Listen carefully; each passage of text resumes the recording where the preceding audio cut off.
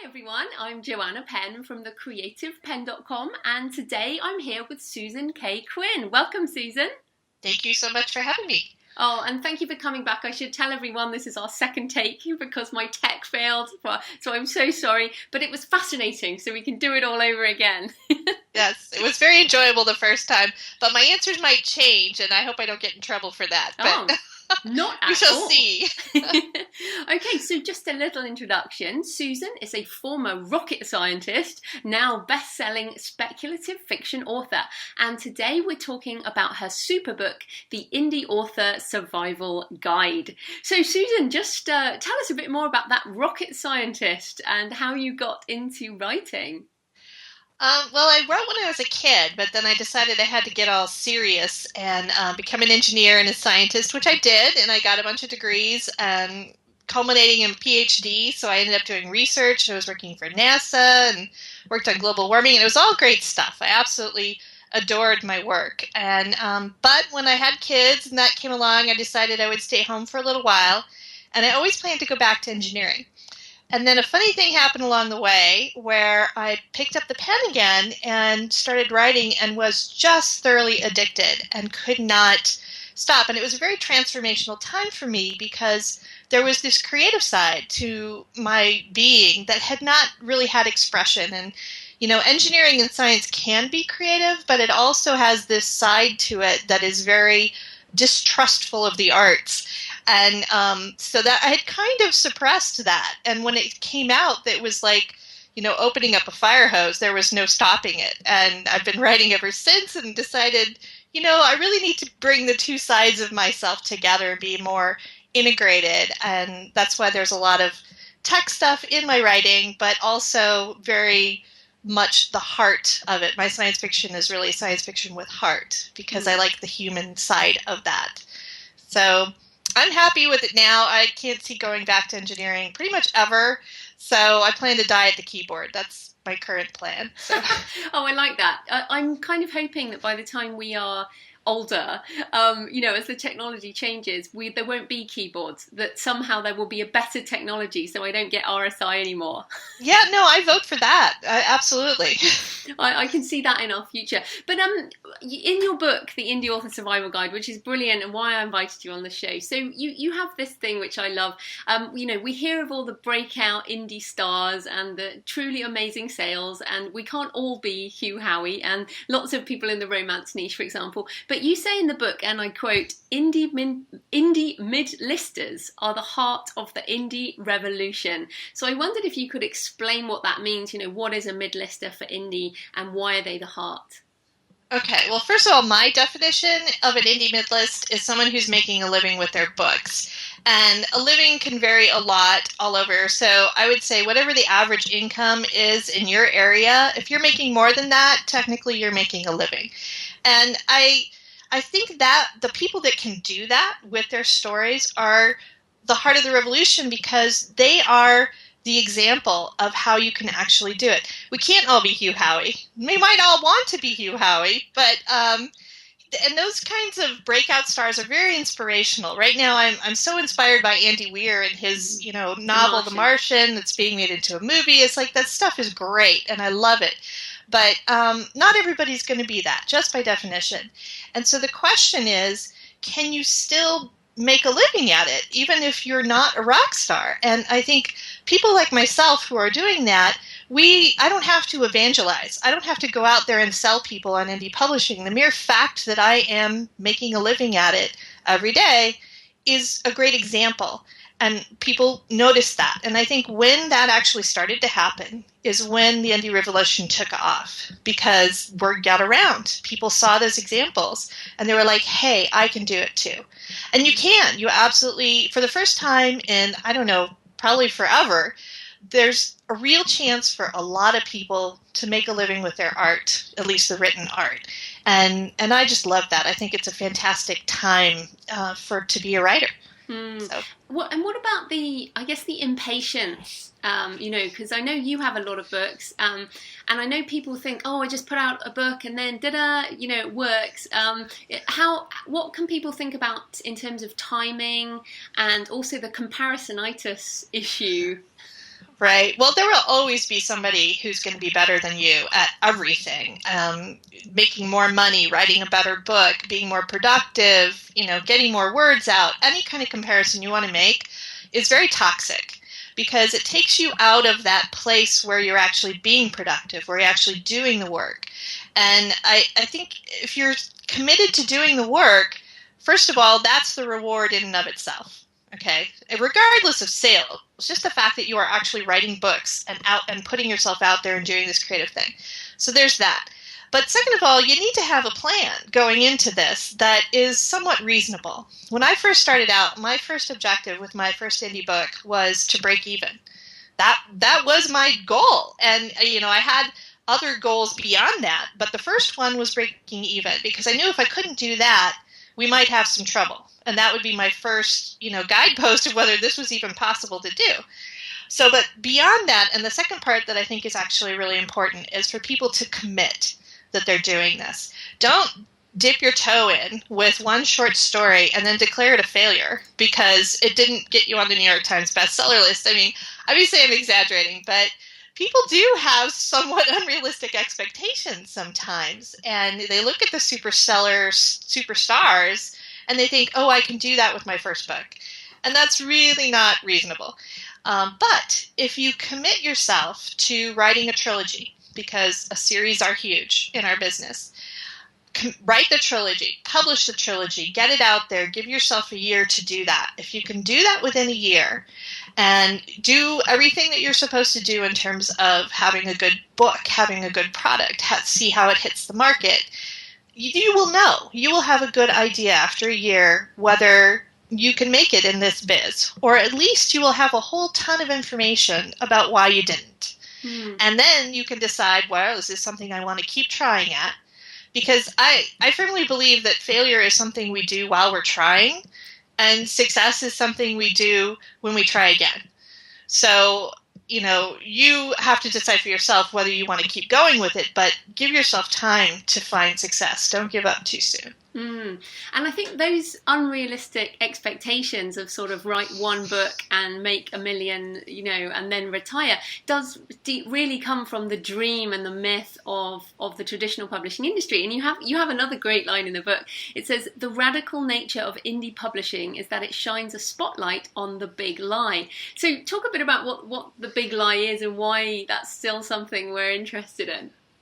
Well, there's a lot of pieces to what you just said. So let me unpack that a little bit.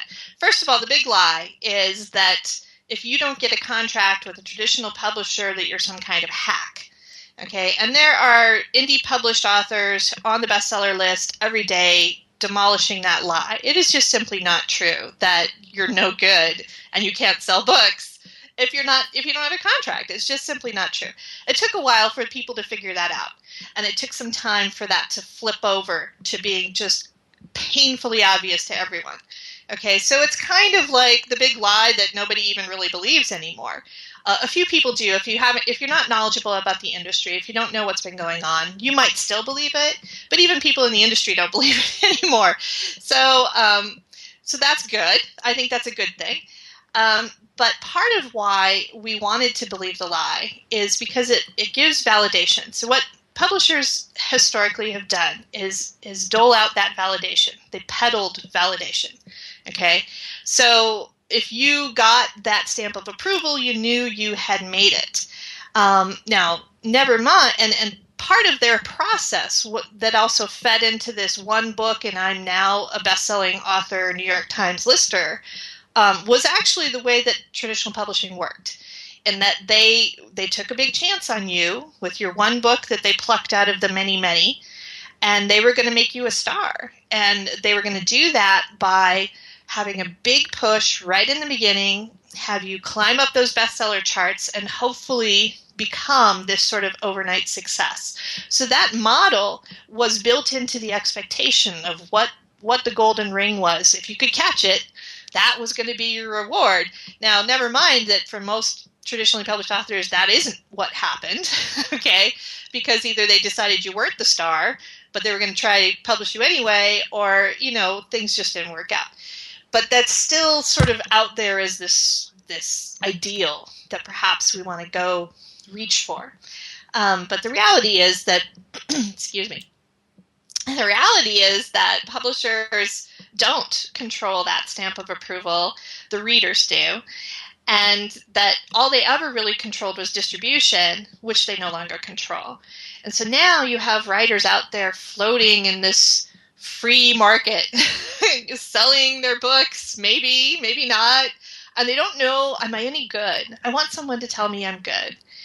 And that whole need for approval, I look at that as sort of a part of the path that a lot of artists go through. I think we start out from that point where we are new in craft and young in craft and we don't know if we're any good.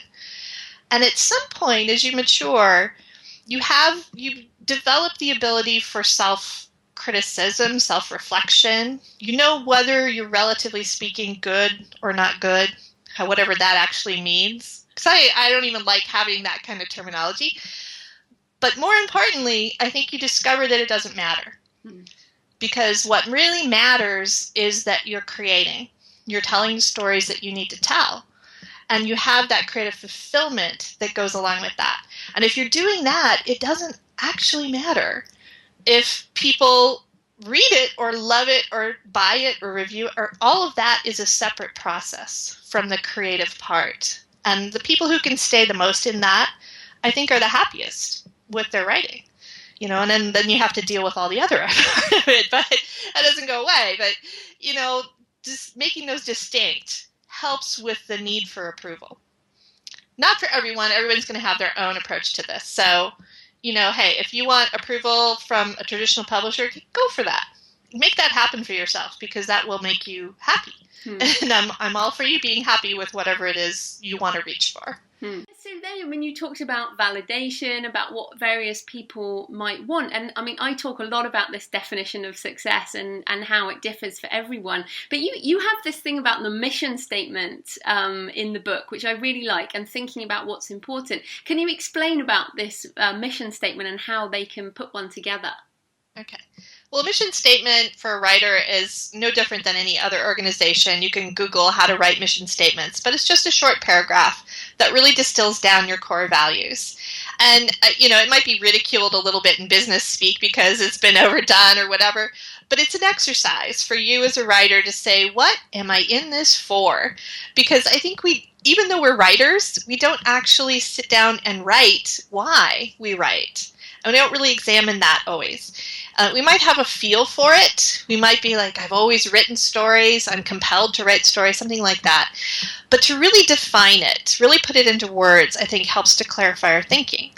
And so for me, I actually had several different pieces to it. One piece had to do with why I write stories. And I'll just read a little part of it. It's basically to create compelling stories and characters that pose moral questions to readers and make them think. So that sort of gives you an idea that I like thinking stories. And I'm going to prod my readers to think about why, you know, our characters are in these situations and what the moral choices are there. So that's important to me. But then I also had other pieces to it, like I wanted every story to be an improvement in craft. I wanted to be a leader and a member of the writing community, that was an important part to me. And this book that I've written, all of my nonfiction works, the Indie Author Guide, plus the one I'm writing right now, For Love or Money, those are part of me being part of the writer community. It's not like I'm making a business out of those so much as that's part of my giving back. And that's important to me. It's fulfilling to me to do that, which is why I do it. And it's in my mission statement, so I guess I better. And the last piece of it was that I wanted to create a large body of works to reach a large number of readers, but I also wanted to leverage technology. Like the technology piece was important to me, the innovation that comes with storytelling and with form, with serials or novels or whatever. And so that piece was important to me to be in my mission statement that sort of gives me permission to explore all those aspects. So I think when you put it together, it kind of gives you a snapshot of who you are as a writer.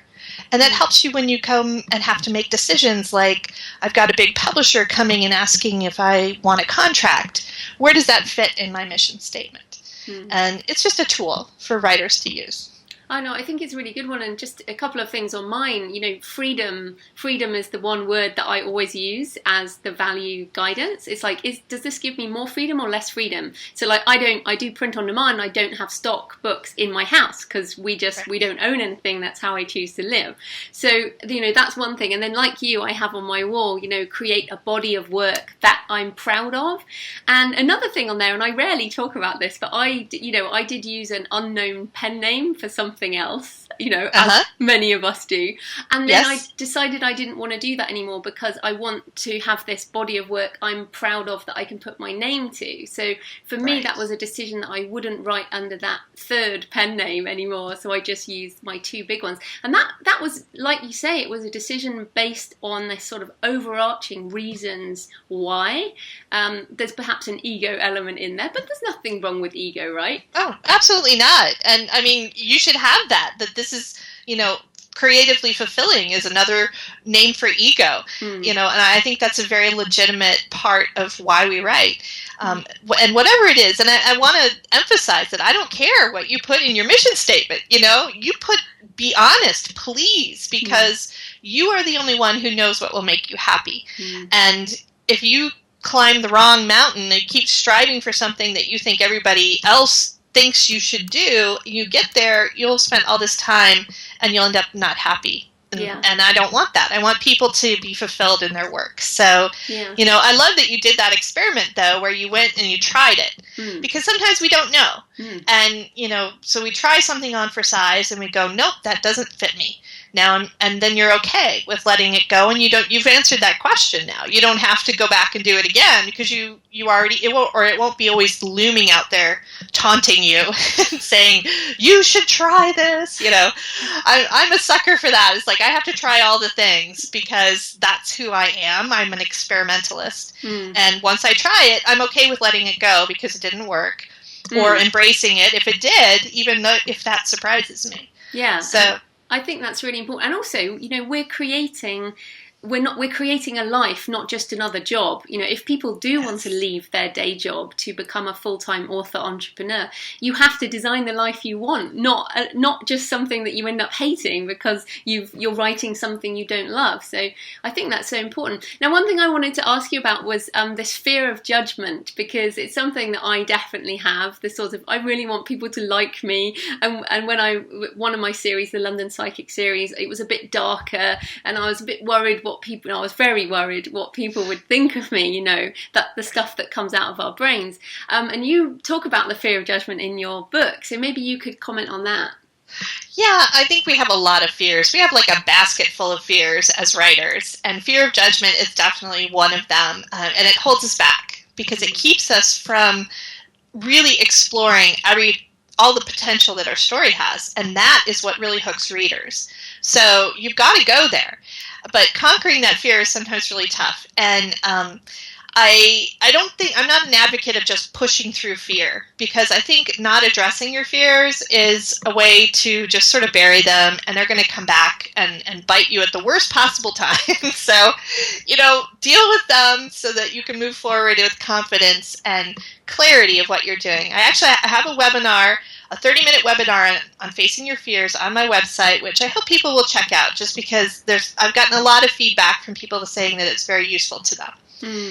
But one of the main points in that is that you need to take some kind of action in the face of fear. Fear is doing one thing. It's telling you that you're probably tackling something worthwhile, and that you're also being vulnerable in the world. We look at other people, and when they make themselves vulnerable in the world, we go, wow, they're so courageous, and we're so inspired by them. But when it's us, we're like, no, thank you, because that makes me vulnerable, and I don't like that.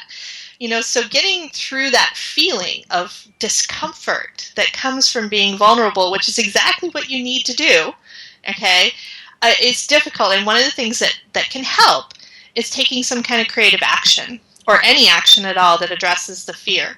And that fear is an anticipatory emotion. It's something in the future that we think might happen. All right. So if we're taking action in today, in the present, it pulls us back out of the future into the moment today, where we're doing something concrete, and that has this really calming effect on the mind.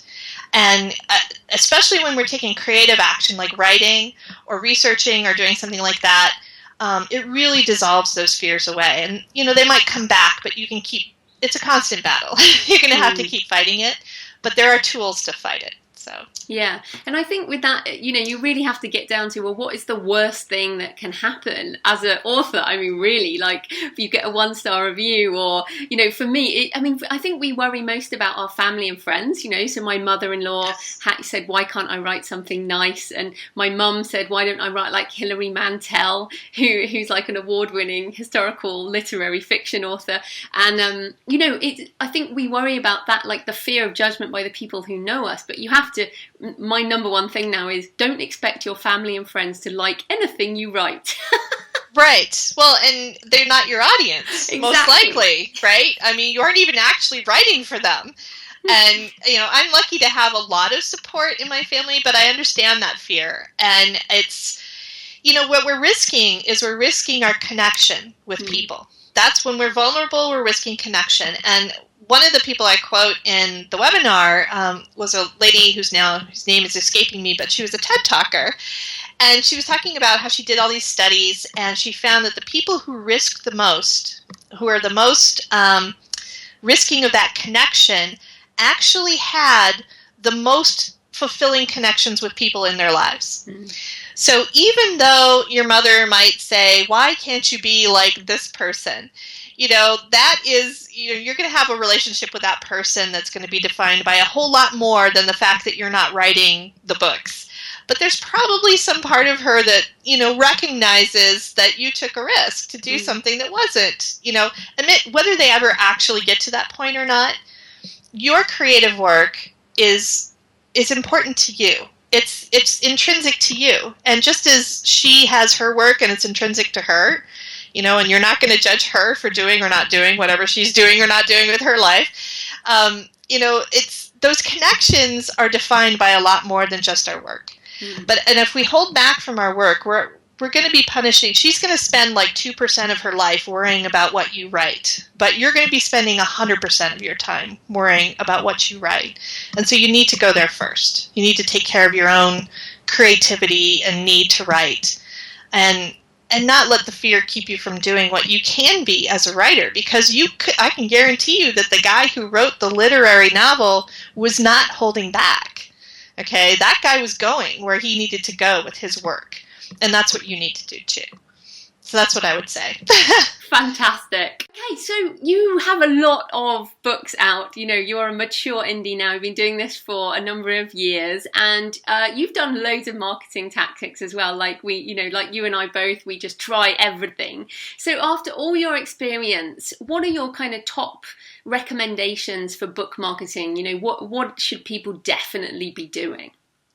Well, I hate to make pronouncements like that because it's really individual, and there's a huge genre effect. Like if you're writing thrillers versus romance versus science fiction, you really have very different markets.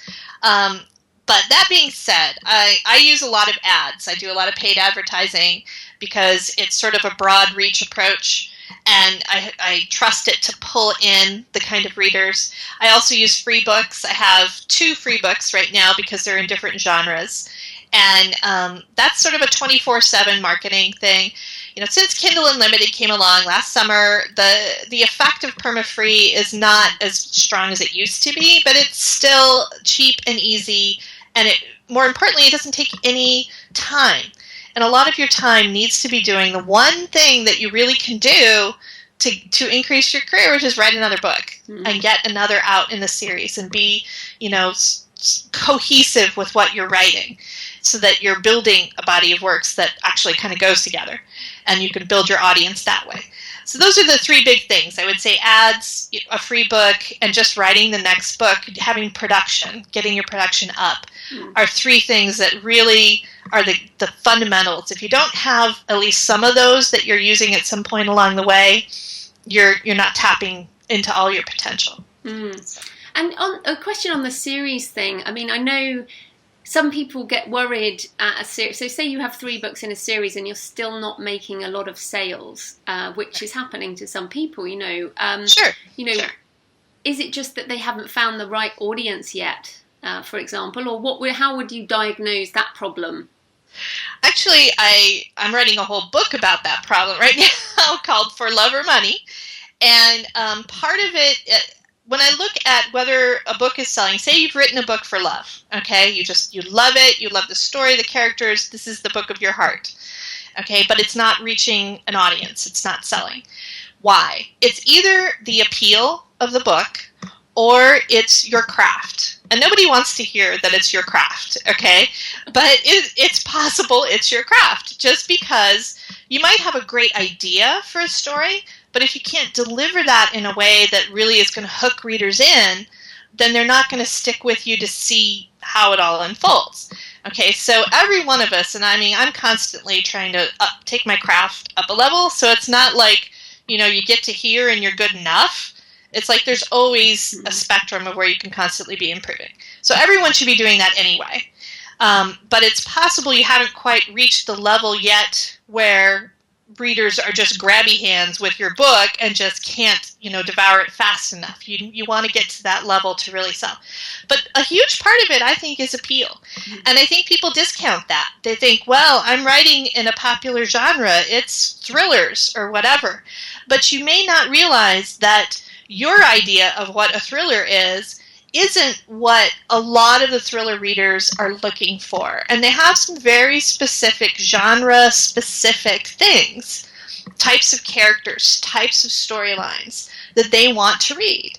And, it's not your fault and it's not their fault. It is just how the market works. And so if you have this sort of off the beaten path story, it may not be resonating with the huge numbers of readers. So that means either you can bring your story in closer to the mainstream. That's one option. Another option is you're just going to have to work a lot harder to find those readers who really get your story. They're out there, but they're smaller in number. And so you're going to have to really think about, who am I actually targeting this book towards? Who is the audience for this book? And then go find them. Mm-hmm. So it's more effort, it's more marketing, and it's more, maybe more effort than you want to put in, because marketing can take a lot of time, and it can take time away from writing, which is the thing that we all like to do, because it's not like we got into this because we like to market. We got into this because we like to write. Yeah, exactly. And I think you're right. I mean, I struggled. My London Psychic series, for example, I have now discovered after ages of why isn't this hitting the right thing? They have a subcategory for psychics in print books, but not in Kindle. And this is the thing, right now there are some disconnects between where you can put various books in subcategories. And for many authors, there isn't a specific subcategory. But what I think is that over time, more and more, these things will become more granular. So it's like if things aren't hitting as you would hope, and you're getting good reviews, which would prove the craft point from the people who do find the book, but the sales aren't amazing, give it time, don't give up. Right, don't give up. And that's the whole don't give up too soon thing. I have a whole chapter in my book about that too, because you need to let it go through its paces. You need to write the whole trilogy. You need to experiment with free and pricing and a bunch of stuff before you give up on the series. So, and I have a couple of series that don't sell as well as my main series, which sells very well because it's pretty well targeted to the market. And in my book, I really break that down. It's like, this is why this hits the market. This is why this one doesn't. And it's not because, it's the same author. Yeah. And I actually think that the ones that aren't hitting the market are better written because they came later in my career, right? So it's not the quality of the craft necessarily, but hitting the market is huge. And people don't, you'll hear a marketing technique that someone is using. You really need to ask, what genre of book are you talking about? Because what works in romance will not work for thrillers. There's some that will cross over, some techniques like, an ad or something like that will cross over, a free book. Those I say those things because they're generic. They work for everybody. but there are specific marketing things, ways of marketing for romance that are very specific to that audience. That audience has a way of interacting with their readers or their authors that is very different than the thriller market. So you have to know more about your market, and that's the business side. And that's actually for the For Love or Money book, I'm hoping will demystify a little bit of the market and how it works for people, so they can decide where they want to spend their efforts. Do I want to take a pen name and do something that makes more money? Or do I want to stick with my For Love books and just enjoy them, but maybe nudge them a little closer to what the market is looking for? Or maybe I really need to invest in my craft. Maybe I really just need to take that up a huge level because I'm just not delivering the kind of stories that make readers just salivate over. And we all want that. We want readers to salivate over our books. So we should be constantly trying for that. Yeah, definitely. And we have to keep that kind of creative integrity as well, in terms of if something's burning and you really want to write that story, then write that story. And this is the thing, it could hit in 5 years' time, in 10 years' time. It's what I love about this game, right? I mean, yes, absolutely. These books can earn us money for the rest of our life and 70 years after we die.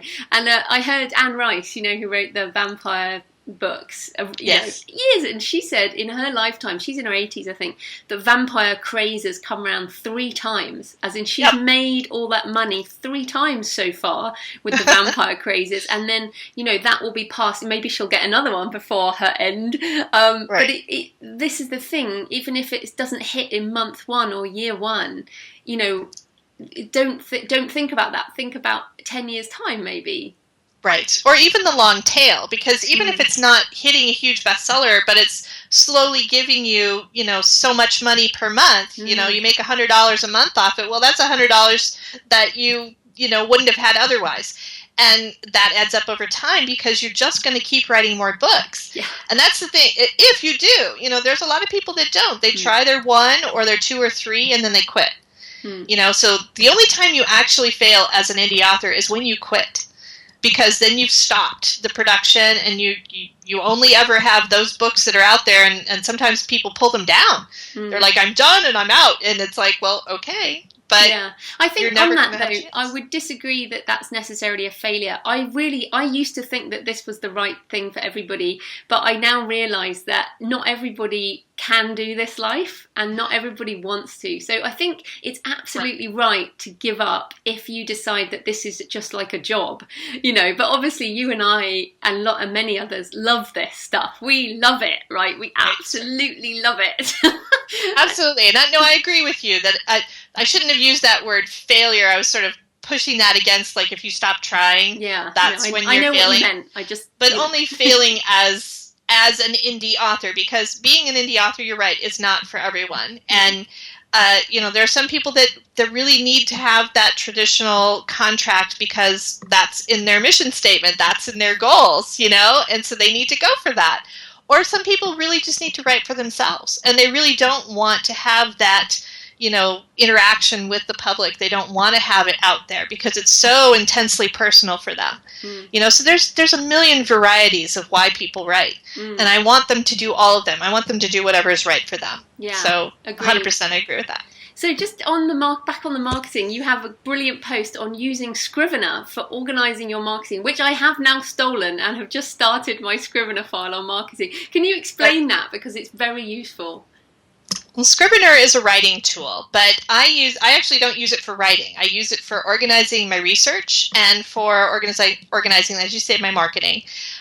Basically, it just has folders and subfolders, and you can put anything in there, whether it's links or images or text. And I use it to keep track of what ads I've run and what their success was. And I've got so many different series going at once because I'm this crazy writer that I write all over the place. So I've got all these different genres going, and trying to keep track of each of those independently, make sure they're heading in the right direction, see if, how long has it been since I ran a sale or an ad or something in that, in that series, and what can I do to analyze it? Like, say, when Kindle Unlimited changes their thing from a per borrow to per read, like they're doing right now, I've got a wide variety of serials and novels and things, and so I really need it kind of keeps it all together, so I can really in one shot open it up, look at it, organize, and then put it away, because that's part of what tears down my personal productivity is constantly worrying about the marketing. And if I can I sort of segment it out, like I'm doing marketing now, and then put that away, and then do writing. And keeping those separate really helps me stay on track. And knowing that everything is in one file helps me do that separation better. So. Yeah, I must say that's really helped me, because I just, I love all the marketing stuff, like you do, and I love finding all these new things. But the trouble is, as you say, you're like, okay, well now I should do Pinterest images, or now I should do this. Whereas saving all the ideas, as you say, like going, that's a great idea, I'll put it in my folder, and then visiting it regularly. Right. Discovers new websites to do ads on all the time, right? Right. And new things are appearing all the time, and it's really important to keep track of these. Things like audiobook marketing barely started, really, hasn't it? I mean, audiobook, right. It's so new that type of thing, there'll be more and more. And then per country, there are different blogs, in Germany, for example, versus the US versus the UK. And right. Yeah, I don't know how you've meant to keep it in track unless you organize it as you've done. Right. And I had sort of an organizational technique before, but it was just much more scattered, and Scrivener is really built for doing that. It's a very inexpensive program for what it delivers and enables, and some people get very intimidated by it because it has a lot of bells and whistles. So in my post I talked about just do the tutorial. There's like a 5-minute tutorial that will get you started, and that's like all you really need. And once you're started, then if you really want to dive into all the details about how to use it, there's more tutorials for that, but you don't have to do that. You can get started pretty quick and easy. I agree. Okay, so briefly, just you've mentioned it a little bit, but just tell us a bit more about the For Love or Money, crafting an indie author career. And of course, I've got to ask you, is it love or money for you? Okay, well, it is both. I definitely write for love with my Susan Kaye Quinn books, but I also have a pen name, which I do strictly for money, and it was sort of an experiment to see if I could do it, and the money doesn't actually go to me, so I have my little special cause that I give my money to, which has been freeing in a way, because I think you can kind of get trapped. Like if you get very successful with your for money books, it can be very hard to justify going back and writing those other books that don't make as much money, but that you love. So the book talks a lot about all of that, the full spectrum of everything from how writing for love is so fundamental to who we are as writers, and how it really helps us become the writer that we can be, all the way up to you're going to go strictly mercenary, completely write for money. And what does it look like to do that? And and I did do that. And my pen name is doing quite well, and she's making a living all by herself, which is wonderful. So it's quite possible to do. And I learned a lot from doing it. The lessons that I learned about marketing and about different genres and even about myself as a writer were very powerful lessons that I could then bring back to my For Love books. So it was a very interesting experiment for me personally. And so the book is very much about those two ends, but also how to find it somewhere in the middle. How to take your books that you've written for love, how can we make them a little more commercial so you can get those sales and hopefully be able to make a living with your craft, doing things that you love and not necessarily having to do things for money. So I try to break down a little bit of our biases and preconceived notions about a lot of that, and really take an honest approach to what are your options today? Because it wasn't always an option to do this, right?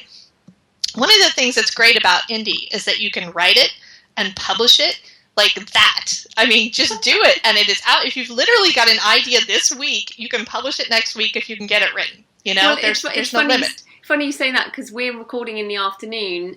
This morning, I just published a new book, and congratulations! I already got the notification that they're up and ready. It's right. just like, This is crazy. It used to take like 4 hours or whatever. Now it barely takes an hour to publish a book. I know. Crazy. It is crazy. It is crazy. And the cool thing about it is it has turned it into a truly free market. So whatever readers are reading today that love today, if you can write it, you can give it to them. You know, and it doesn't have to be, you know, that sexy romance with werewolves or whatever, you know. It can be a NASA space adventure to capitalize on The Martian coming out, you know, or it can be the latest thriller to capitalize on whatever the latest thriller thing is. You know, there's a flexibility that comes with having that speed that I think writers are capitalizing on. They're starting to do. And so it's bringing them closer to the market, because there's this relationship between writers and readers that's there's nothing else in between them anymore. We can just write it and they read it, and just as fast as I can write it, they can read it, and it's fantastic. So I love that part of it. I love it too. We live in very exciting times. Definitely. We do. So tell us, where can people find you and your books online? Okay. Well, all my books are on Amazon for sure. And I have a website, susankayquinn.com. It's Kaye in the middle. And all my stuff is there. I also have a blog, which you can get to from my website. And on my blog has a page for writers, which has my webinars and a bunch of blog posts that I've written over time, because I've been blogging through this whole time that I've been indie publishing. And there's some useful stuff in there, like the Scrivener post and other things. So there's a lot of useful information for writers, and I hope that will help them, and I hope this podcast helped them a little bit on their journey, because it's one of the things I love about the writing community, for indies especially. We're so open with all the things that we've learned, and we're always trying to build each other up, and I love that. So yeah, I love that too. Well, thanks so much for coming on the show, Susan. That was great. Thanks so much for having me.